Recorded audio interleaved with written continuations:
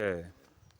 इस दिव्य हिमालय कैलाश क्षेत्र में भगवान गणेश जन्मभूमि ढूढ़ीताल कैलाशु असी गंगा उद्गम और माता अन्नपूर्णा निवासु, और इसी के सानिध्य में भगवान श्री वासुकी नाग देवता का प्रागट्य स्थल और मुनि मुद्गल ऋषि महाराज की तपस्थली है यह दिव्य मुद्गल ताल।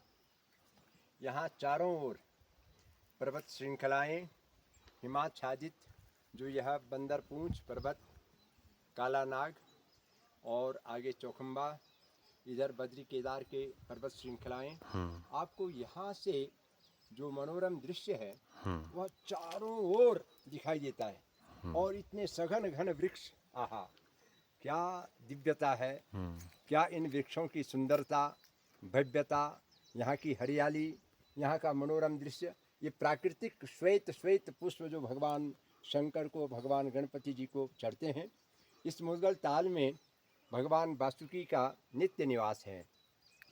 अनंत वासुकी नागम, जो 9 नाग हैं उनमें जो वासुकी नाग है, वासुकी ही कंठभूषणम, जो भगवान शंकर के कंठ का आभूषण है, वह भगवान श्री वासुकी नाग देवता इसी मुद्गल ताल में प्रकट हुए हैं। यहाँ पर मुद्गल ताल है, वासुकी ताल है और गणपति ताल है। यहाँ पर आगे वक्रतुंड, बकरिया टॉप जिसको वक्रतुंड पर्वत है, लंबधार पर्वत जो लंबोदर पर्वत है, और दरवा टॉप जो दुर्वांकुर पर्वत है, और गणकुंजर पर्वत है।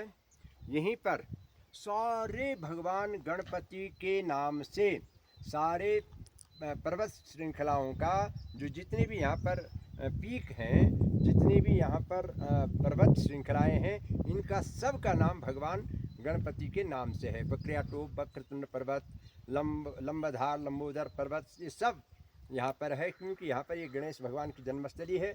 और यहीं पर मुनि मुद्गल जो अंगिरा ऋषि के अगोड़ा में अंगिरा ऋषि की तपस्थली है, और अंगिरा ऋषि के शिष्य हुए हैं मुनि मुद्गल। और मुद्गल ऋषि ने पहले शंकर जी की आराधना करनी चाहिए, पर आकाशवाणी हुई कि सबसे पहले आप गणेश की उपासना करें। जब गणेश भगवान को उनको दर्शन यहाँ पर हुए, तब भगवान सदा शिव कैलाशवासी अविनाशी भोलेनाथ महादेव शिव शंकर के उनको दर्शन हुए।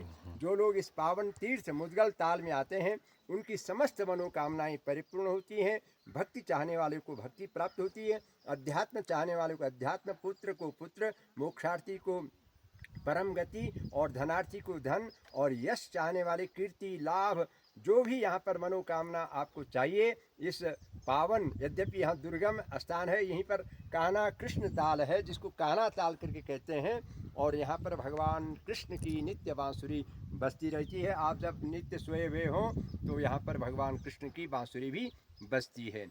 तो आइए इस वासुकी जो भगवान शंकर का आभूषण है, या भगवान वासुकी नाग की का प्राकट्य स्थल है, यहाँ पर उनका प्रकट हुए।